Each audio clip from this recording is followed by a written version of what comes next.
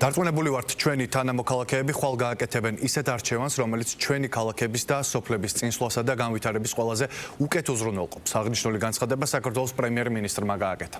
ასევე მისი თქმით, საარჩევნო პროცესი იყო კონკურენტული და თვისებრივად თავისუფალი, როგორც ადმინისტრაციული რესურსის გამოყენებისგან, ისე მუქარისგან, ზეწოლისგან და ძალადობისგან.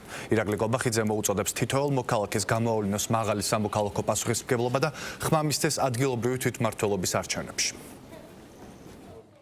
საარჩევნო პროცესი იყო კონკურენტული და თვისებრივად თავისუფალი, როგორც ადმინისტრაციული რესურსის გამოყენებისგან, ისე მუქარისგან, ზეწოლისგან და ძალადობისგან.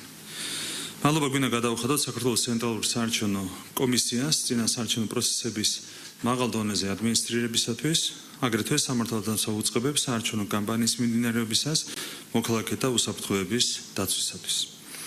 ხოლო შედგება უმნიშვნელოვანესი არჩევნები, სადაც საქართველოს მოქალაქეები თავიანთი ქალაქებისა და სოფლების განვითარების ბედს განსაზღვრავენ. მოხარული ვართ, რომ გასული წლების განმავლობაში ადგილობრივი თვითმმართველობა იქცა ხელისუფლების რგოლად, რომელიც საზოგადოებაში გამორჩეულად მაღალი დობით სარგებლობს. ეს არის მიღწევა, რომელსაც ჩვენი ქვეყნის თითოეული მოქალაქე განსაკუთრებულად უნდა გაუფრთხილდეს. დარწმუნებული ვარ, ჩვენი თანამოქალაქეები ხვალ გააკეთებენ ისეთ არჩევანს, რომელიც ჩვენი ქალაქებისა და სოფლების თითოეული მუნიციპალიტეტის წინსვლასა და განვითარებას ყველაზე უკეთ უზრუნველყოფს.